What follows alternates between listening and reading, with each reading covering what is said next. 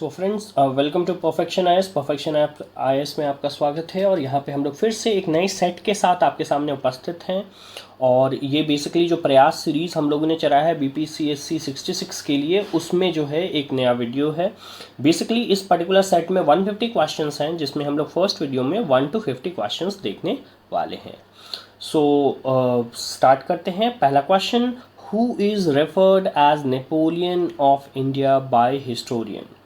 सो question का हिंदी भी यहाँ पे मौजूद है, तो जो हिंदी भाषाभाषी छात्र हैं, जो हिंदी मीडियम के स्टूडेंट्स हैं, उनके लिए भी ये काफ़ी जो है सहूलियत वाला जो है ये कंप्लीट सेट होने वाला है, बिकॉज आप आंसर देख सकते हैं और ऑब्वियसली क्वेश्चन तो यहाँ हिंदी में दिए हुए ही हैं। So who is referred as Napoleon of India by historian? Answer for this particular question is A, Samudragupta. So I hope कि जो भी प्रिपरेशन कर रहे हैं बीपीएससी का, ये क्वेश्चन बहुत आराम से आंसर कर देंगे। और इस तरह के क्वेश्चन काफ़ी बार एग्जाम्स में, पीसीएस लेवल के एग्जाम्स में पूछे जा चुके हैं। Next question number 2, Mir Syed Ali and Abdul Samad way famous painter during the rain of. अगर हिंदी में देखें तो मीर सैयद अली और अब्दुल समद प्रसिद्ध चित्रकार थे।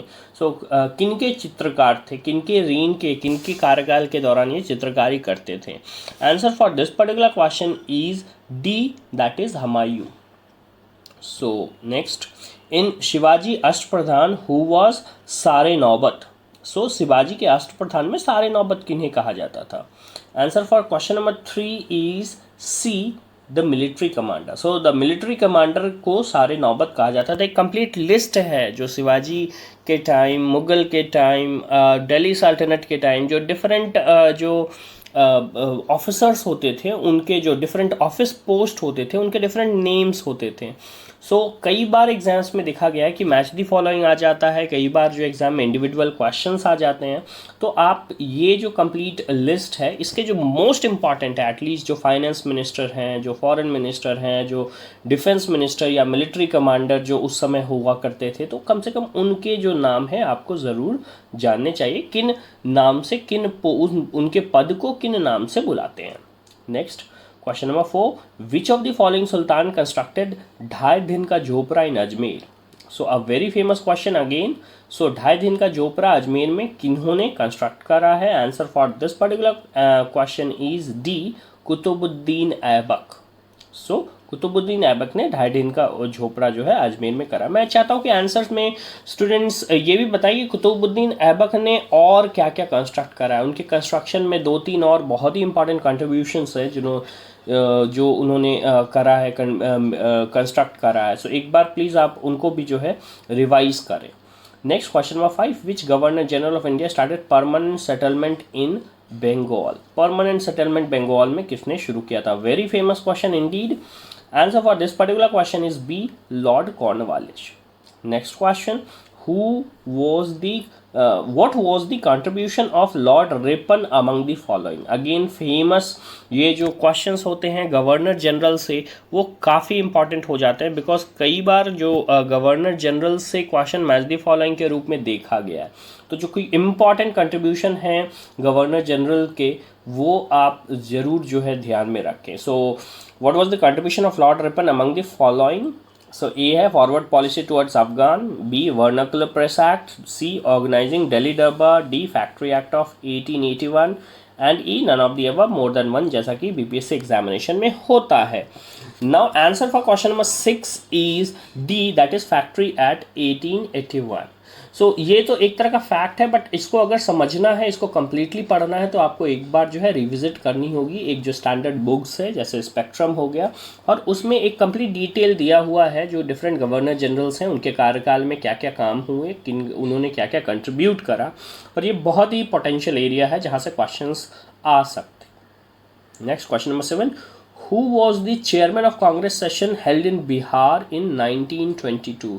Again very important question, because Congress session और बिहार में इस तरह से जो क्वेश्चंस बन करके आते हैं, कहाँ पे हुआ था, कौन उसके जो है चेयरमैन थे, तो इस तरह के क्वेश्चंस जो है एग्जामिनेशन में आते हैं। Answer for this particular question 7 is A, Chittaranjan Das. So Chittaranjan Das जो है वो एक चीज़ और यहाँ पे आपको ध्यान में रखने वाली बात है कि कांग्रेस सेशन में एक ऐसा कन्वेंशन था कि जो भी जिस एरिया में भी, जैसे कि बिहार में अगर कांग्रेस सेशन हो रहा है तो बिहार के राजेंद्र प्रसाद हो गए या फिर वहाँ के मेंबर कभी भी वहाँ के चेयरमैन नहीं होंगे। बंगाल में होगा तो no Bengali member will be there as a chairman, so वो चेयरमैन नहीं बन सकते। तो आप देखोगे कि सुभाष चंद्र बोस हमेशा तभी बने होंगे जब वो बंगाल के बाहर कहीं सेशन हुआ होगा। तो सुभाष चंद्र बोस कब बने थे, इसको आप लोग कमेंट सेक्शन में लिख के बताइए। सो ये आपको आइडिया रखना है, बिकॉज कई बार क्या होता है बिहार में पूछ रहा है तो टेंडेंसी होती है स्टूडेंट की जस्ट टू बिहार, जैसे राजेंद्र प्रसाद सी में है तो आप लगा दोगे कि अरे सरदार वल्लभ भाई पटेल गुजरात से, लाला लाजपत राय पंजाब से, चितरंजन दास भाई बंगाल से, तो फिर राजेंद्र प्रसाद बिहार से हैं, बिहार में 1982 में हुआ, इसको क्लिक नहीं। आपको ये जानना है कि ये एक इसीलिए स्पेक्ट्रम काफ़ी इंपॉर्टेंट हो जाता है। नेक्स्ट क्वेश्चन नंबर 8 हम लोग देखते हैं। Who was the president of Indian National Congress at the time of independence of the country? A very famous question. So कौन थे? Answer for this particular question is A, that is JB Kripalani. So JB Kripalani independence के समय हमारे Congress, Indian National Congress के जो है president थे।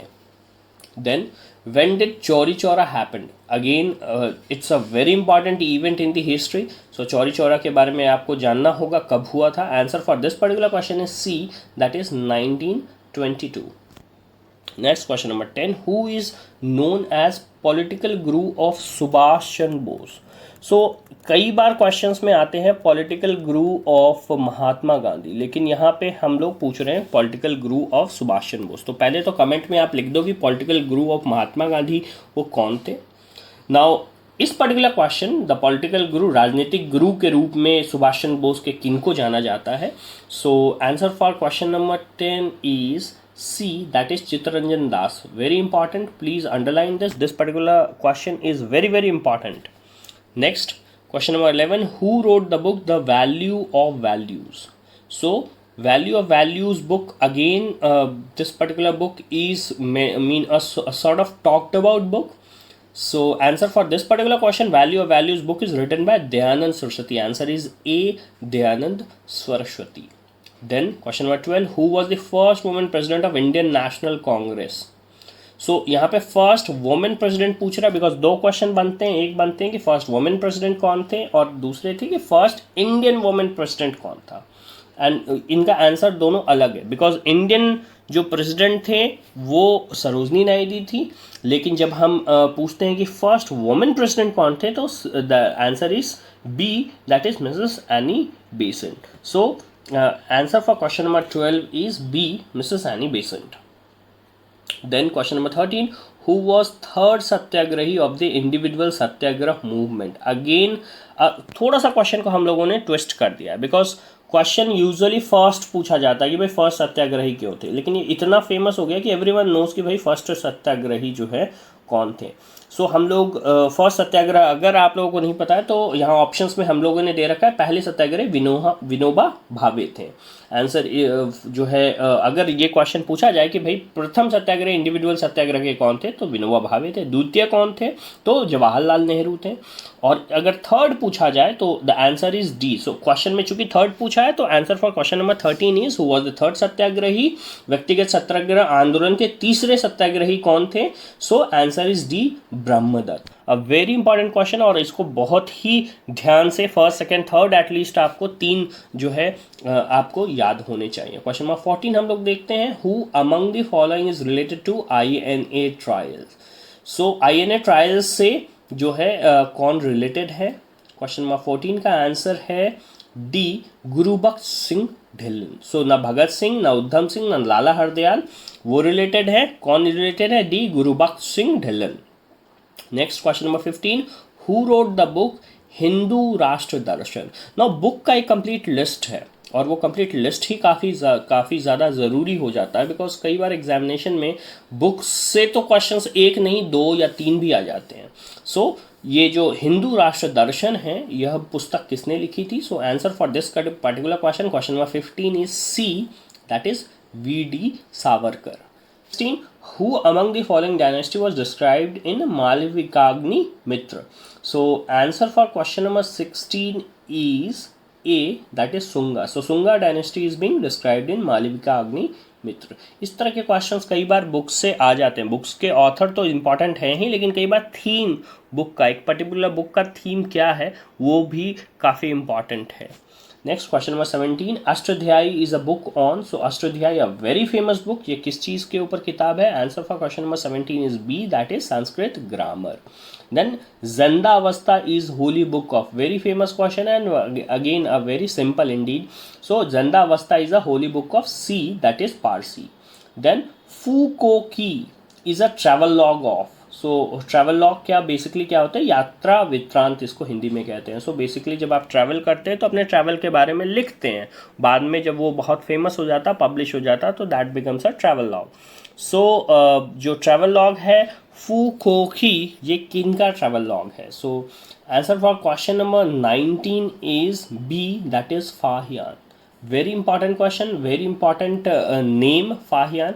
ये क्वेश्चन में कमेंट में ज़रूर लिखना आप नहीं भूलिए कि ये फाहियान किसके रेन के समय आए थे. किनके जो फाहियान आए थे इंडिया में, तो उस समय कौन से राजा जो हैं या किस दरबार में जाके फाहियान जो है मिले थे. So please write that in the comment answer. Then question number 20. The capital of Vijayanagar empire are found in. So the capital of Vijayanagar empire जो है वो कहाँ पे है? Answer for question number 20 is A, Hampi.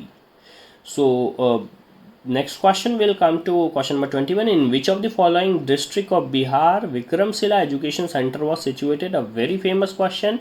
And ये जो विक्रमशिला है, नालंदा है, उदांतापुरी है, ये ऑब्वियसली ये सारे जो हमारे एंशंट धरोहर हैं, जो हेरिटेज हैं, इनके बारे में तो नॉलेज आपको होना ही चाहिए. So answer for question number 21 is D, that is Bhagalpur. Now where did Buddha pass away? So बुद्ध ऐसे भी ज़रूरी बहुत इंपॉर्टेंट है बिहार के लिए, बिकॉज जो दो रिलीजन हैं, जैनिज़्म है और बुद्धिज़्म है, उनका रिलेशन बिहार के साथ काफ़ी स्ट्रॉन्ग है. So the answer for question number 22 is B, that is Kushinagar. Now then question number 23. Dharma चक्र parivartan is associated with. Now answer for question number 23, I hope everyone is knowing, is B, Buddhism. So धर्म चक्र परिवर्तन जो है वो Buddhism. The first sermon, the Buddha gave his first sermon at Sarnath. और सारनाथ में उन्होंने अपने फर्स्ट शर्मन में जो है कुछ बहुत ही बेसिक बातें कही, और उन्होंने बोला कि ये जो धर्म है ना, इसको पूरा चेंज करना. ये जो सोचने का नज़रिया है, देखने का नज़रिया है, इस पूरे चक्र में एक परिवर्तन ले आना है. सो दैट्स धर्म चक्र परिवर्तन related to Buddhism.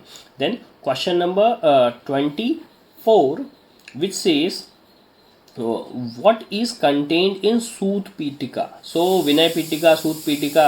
So answer for this particular question 24 is C, that is saying of Buddha. So सूत पीटिका में जो बुद्धा है उनके द्वारा जो कहा गया है उनको जो है कॉम्पाइल करके रखा गया है. तो आप एक बार देखिए विनय पिटिका में क्या रखा गया है और अभिधाम पिटिका में क्या रखा गया है. तो ये जो तीनों पिटिकाज हैं, जो तीनों कलेक्शन हैं, इनके इम्पॉर्टेंस और इनमें क्या एटलीस्ट कम से कम है क्या, कॉम्पोजिशन क्या है, ये आपको ध्यान में रखना है. Then question number 25. Which of the following bodhisattva is Buddha of heaven? So चूँकि देखा गया है बाद में कि again there were many changes in Buddhism और उसमें डिफरेंट बोधिसत्व आ गए थे. सो ये जो बोधिसत्व है, इसमें कौन से बोधिसत्व को बुद्धा ऑफ हेवन कहा गया है? तो answer for question number 25 is C, Amitabh. So Amitabh जो बोधिसत्व हैं उन्हें जो है बुद्ध, स्वर्ग का बुद्ध या बुद्ध का स्वर्ग कहा जाता है. Then question number 26. Which of the following? So this 25 question was related to history. Now we'll have few question which is related to geography. So हम लोग एक बहुत ही complete balance देखने वाले हैं कि जिसमें हम लोग obviously सारे सब्जेक्ट को जो है importance provide करने वाले हैं ताकि आपका preparation काफ़ी अच्छे से हो. Question number 26. Which of the following is a cold current? Again, a list of cold current and warm current is very important. Answer for question number 26 is B, that is Canary current. कहाँ पे है ये? Canary island कहाँ पे है ये एक बार देखिए. इसके साथ ही साथ कुरोशियो, वेनेजुला और अलास्का करंट इनको भी देखना बहुत ही ज़रूरी है। नाम से यूजुअली अलास्का करंट बहुत सारे स्टूडेंट्स ने इसको टिक करा होगा, but answer is B Canary current. क्यों है, इनके लोकेशन क्या है, एक बार एटलस खोलिए और इसको कंप्लीट करके देखिए। Then you have Makassar strait is located between. So again strait मैंने पहले भी बताया है, पहले के सीरीज में भी बताया है कि जो स्ट्रेट से क्वेश्चंस है वो काफ़ी इंपॉर्टेंट है। सो मकासर स्ट्रेट जो है वो कहाँ है? Answer for question number 27 is D, that is Celebes Borneo के बीच में जो है मकासर स्ट्रेट है। सो एक बार इसको जाकर के आप एटलस में देखिए। Which of the following countries does not surround black sea? So black sea को कौन सी कंट्री सराउंड नहीं करता है? Answer for this particular question is going to be E, none of the above, more than one. इसका मतलब ये जितने भी सारे कंट्रीज हैं वो कहीं ना कहीं ब्लैक सी को सराउंड करते हैं। तो आपका टास्क क्या है, कमेंट में सबसे पहले ब्लैक सी को देखना है और लिस्ट ऑफ कंट्री जो कि ब्लैक सी के इन एंड अराउंड है उनका एक लिस्ट बना करके आपको कमेंट में लिखना है। Then question number 29, Hormuz Strait connects a very famous strait, a very important strait in fact for the trade route, and also a very important strait that connects almost the eastern half of the hemisphere with the western half. So the Hormuz Strait connects. Answer for this particular question is C, Persian Gulf and Gulf of Oman. So एक बार फिर से जा कर के Atlas में, Atlas काफ़ी ज़रूरी है और हम लोगों ने देखा है कि जो लास्ट ईयर भी एग्जाम्स हुए थे बीपीएससी के उसमें एटलस से रिलेटेड काफ़ी क्वेश्चंस आए थे। और एटलस में अगेन जो है इसमें जो है कभी भी आपको जो पढ़ने का तरीका क्या है कि जब भी आप कोई चीज़ लोकेट करें तो उसको नोट करके बाद में रिवाइज करें। If you are not going to revise obviously you are going to forget it और you are very much going to be in a position where you can click on a wrong answer. So Hormuz Strait connects Persian Gulf with Gulf of Oman. Question number 29 का answer है C. Now we'll come to question number 30. Tropic of Cancer does not pass through which of the following country? Again a very cliche short of question. ये questions कई बार आए हुए हैं, Rajasthan PCS के examination में आया हुआ है, यूपी पीसीएस के एग्जामिनेशन में आया हुआ है।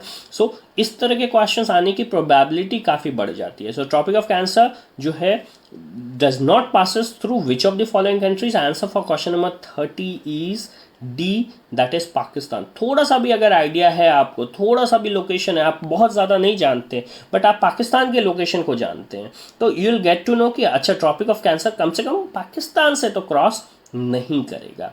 सो एक बार आप ये भी देख लें कि ट्रॉपिक ऑफ कैंसर क्या इंडिया को क्रॉस करता है, क्या ट्रॉपिक ऑफ कैप्रिकॉर्न इंडिया को क्रॉस करता है, या इक्वेटर का पोजीशन कहाँ पे है, और अगर करता है तो कंप्लीट लिस्ट ऑफ स्टेट्स जो हैं जो या तो ट्रॉपिक ऑफ कैंसर या इक्वेटर या कैप्रिकॉर्न में कौन कौन से आते हैं, ये एक बार ज़रूर आप देख लें, that is important. Next question number 31, which of the following has largest composition in the atmosphere? Again a very simple question. Usually इसको ज्योग्राफी के साथ साथ साइंस में भी रख सकते हैं, साइंस में भी इस तरह के क्वेश्चंस पूछे जा चुके हैं साइंस वाले सेक्शन में जो कि बीपीएससी में होता है। So answer for question number 31 is C, nitrogen. I hope everyone knows, इसके एक्सप्लेनेशन देना भी ज़रूरी नहीं है, बहुत ही सिंपल है। So then question number 32, what are roaring 40s, furious 50s and shrieking 60s of winds? So ये जो टर्म है roaring 40s, furious 50s and shrieking 60s, जो विंड्स के ये टर्म है ये कहाँ पे हैं, किस जगह आते हैं? नॉर्दर्न हेमिस्फेयर में आते हैं, सदर्न हेमिस्फेयर में आते हैं, अपर एटमॉस्फेयर में या लोअर एटमॉस्फेयर में आते हैं, या इनमें से किसी में भी नहीं आते हैं, या एक से ज़्यादा में आते हैं, जो कि ऑप्शन नंबर ई है।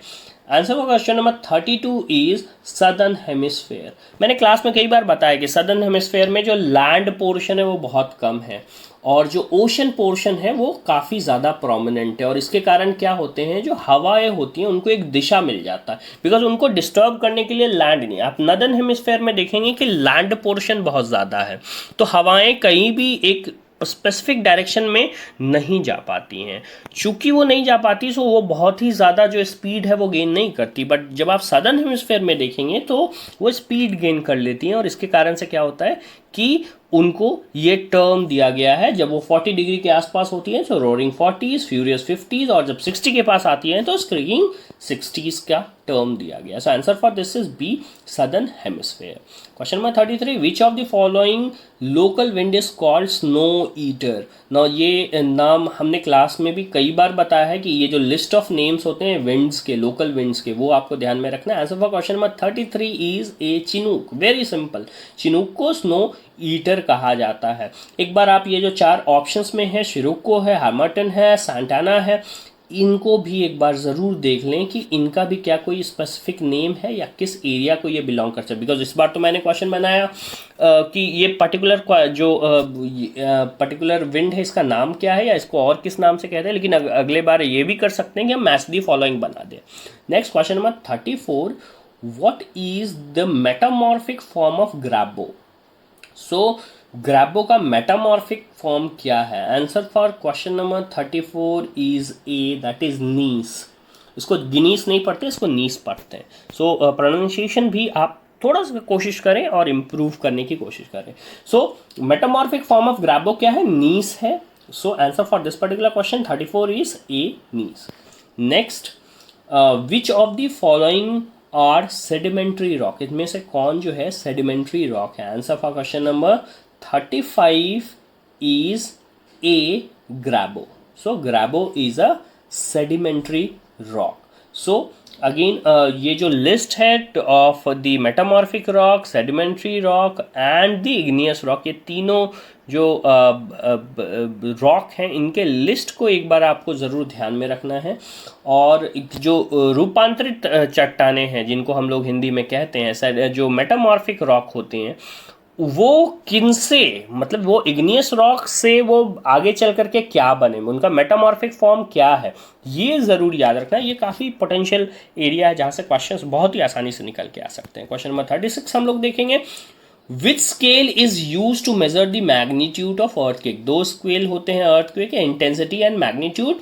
So answer for question number 36 is A, that is Richter scale.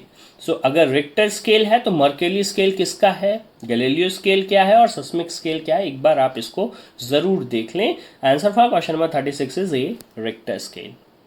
Next, which of the following are example of fold mountain. So mountains के टाइप हम लोगों ने क्लास में कई बार डिस्कस किए हुए हैं। इसमें से मैंने कई बार बताया है वो कंप्लीट लिस्ट, और इनमें से जो है फोल्ड माउंटेन का टाइप कौन सा है। Answer for this particular question is E, that is more than one. So अगर आप इस कंप्लीट लिस्ट को जाइएगा तो Himalayan range, salt range, Satpura और अरावली में आप देखिएगा कि there is one thing which is called old fold mountain and new fold mountain. So fold mountain तो है, लेकिन इसमें भी कैटेगराइजेशन होता है कि जैसे कि Aravalli is a old fold mountain, Himalaya is a new fold mountain. So again इसमें कंफ्यूज नहीं होना, और इसीलिए ये क्वेश्चन दिया गया, बिकॉज फोल्ड माउंटेन पूछे तो सारे फोल्ड माउंटेन इस लिस्ट में आ जाते हैं। आंसर है more than one. Question number 38, Rub al desert is in, very famous desert. Map work जब हम लोग क्लास में करते हैं तब हम लोगों ने इस पर्टिकुलर डेजर्ट का नाम देखा है। Answer for question number 38 is D, that is Saudi Arabia. Saudi Arabia के 2 डेजर्ट और हैं, उनका अलग अलग नाम है। एक बार जा करके आप रिविजिट करें एटलस को और वो दोनों डेजर्ट के भी नाम लिख लें। इसके साथ ही साथ ईरान में जो डेजर्ट है उनके नेम्स भी काफ़ी इंपॉर्टेंट है। Please go have a look and please write that, list that particular name in your notes. Question number 39, which among the following is a landlocked country. Now this sort of question was asked in BPSC examination. इस तरह के questions examination में पूछे जा चुके हैं। इनमें से कौन से landlocked countries हैं। क्वेश्चन में इस तरह के कंट्रीज होते हैं जिनका नाम काफ़ी फेमस नहीं होता है। So they will never ask about Sri Lanka, they will never ask about Bangladesh, why, because you know generally लोग जानते हैं वैसे नेम्स जो कि न्यूज़ में हैं और बहुत ही इंपॉर्टेंट फेमस कंट्रीज नहीं है। तो इस तरह के क्वेश्चन को क्रैक करने का बस यही तरीका है कि आप न्यूज़ में जो कंट्रीज़ हैं उनके लोकेशन को बार बार देखते रहें। इसमें ऑप्शन है चैड है, नाइजर है, बुर्किना फासो है, माली है, and none of the above more than one है। सो इसमें लैंडलॉक कंट्रीज में answer is going to be E for question number 39। Then question number 40, where is Ajanta range situated. Ajanta range कहाँ पे है, very famous question. Answer for question number 40 is D, that is Maharashtra. And I hope कि जो भी थोड़े से भी serious preparation कर रहे हैं उनको ये ज़रूर पता होगा कि अजंता रेंज जो है वो महाराष्ट्र में है। Then will come to question number 40, in which state Shipkila passes is located. So again a very famous pass, जो लिस्ट ऑफ पास है एटलीस्ट जो जम्मू एंड कश्मीर से स्टार्ट होकर के अरुणाचल प्रदेश तक जो कुछ इंपॉर्टेंट पासेस हैं उनका एक कंप्लीट लिस्ट आपके पास तो होना बहुत ही ज़रूरी है। और उस पर्टिकुलर लिस्ट में जो नेम्स हैं, उस पर्टिकुलर लिस्ट में जो इम्पॉर्टेंट पासेस के जो लोकेशंस हैं वो आपके दिमाग में बहुत ही अच्छे से क्लियर होना ज़रूरी है। सो सिपकिला पास जो है कहाँ पे है? Answer for question number 41 is going to be B, that is Himachal Pradesh. So Himachal Pradesh में सिपकिला पास है। एक बार आप इस कंप्लीट लिस्ट ऑफ पास को रिविजिट करने वाले हो और देखने वाले हो कि कौन सा पास किस पर्टिकुलर एरिया, किस पर्टिकुलर स्टेट को क्रॉस करता है। सिक्किम के पास कहाँ है, नाथुला कहाँ पे है, जोजिला कहाँ पे है। So please go and have a look of all that complete passes. Then question number 42, as per the census 2011 the sex ratio of India is, again very simple question, अगर थोड़ा सा भी प्रिपरेशन कर रहा है तो you'll get to know. Answer for question number 42 is A, that is 940. So the sex ratio of India is 940, so 940 female per 1000 male. So now we'll come to question number 43, which among the following is southern most capital of the world. So again इस तरह के जो miscellaneous section आपके books में होते हैं, कई बार questions वहाँ से आते हैं। So answer for question number 43 is going to be B, that is Wellington. So Wellington किसकी राजधानी है, किस कंट्री की राजधानी, किसकी कैपिटल है, इसको एक बार आप हमारे कमेंट सेक्शन में लिख के बताओ। Then question number 44, the hill station Kodaikanal is situated on. So Kodaikanal, a very famous hill station in this southern India. So वो कहाँ पे situated है? Answer for question number 44 is B, that is Palani Hill. So एक बार पालनी हिल, cardamom हिल, शवोराय, Annamalai, complete list जो south India के हैं उनको एक बार देखिए और उनके एटलीस्ट आपको जो इम्पॉर्टेंट हिल स्टेशन है वहाँ पे और उनके जो टॉप मोस्ट लोकेशंस हैं, सबसे ऊपर जो चोटी है उनकी, वो आपको ये दो चीज़ ज़रूर याद रखना चाहिए। Next question, question number 45, Dudhna river is tributary of. Question number 45, Dudhna river is tributary of, Dudhna नदी किसकी सहायक नदी है? So answer for question number 45 is D, that is Godavari. Again अब फिर जो भी इंपॉर्टेंट नदियां हैं उनकी इंपॉर्टेंट ट्रिब्यूटरीज का नाम तो आपको आना ही चाहिए। और दुधना रिवर अभी रिसेंटली न्यूज़ में भी रहा है, तो एक बार आप जाइए, देखिए, रिविजिट कीजिए कि दुधना रिवर न्यूज़ में क्यों रहा है और वहीं से ये क्वेश्चन लिया गया। So Godavari, Dudhna river is tributary of that. Next question number 46, the tribe Toda live in. Again a very famous question. Toda tribe was in news and again जो ट्राइब्स है साउथ इंडिया के, अंडमान निकोबार के, ये रिसेंटली काफ़ी ज़्यादा news में रहे हैं, तो आप इनको एक बार ज़रूर रिविजिट करें। Answer for question number 46 is C, that is Tamil Nadu. Next question number 47, the yield of jute is highest in India for the state of what. So जो जूट का प्रोडक्शन है सबसे ज़्यादा है इंडिया में, वो कहाँ पे है? So answer for this particular question is famously A, that is West Bengal. Then we have question number 48 which says that the Manchester region of UK is famous for what. So Manchester कई बार as an epithet भी अलग अलग जगहों के लिए कहा जाता है। Manchester is famous for cotton and textile industry, answer is B.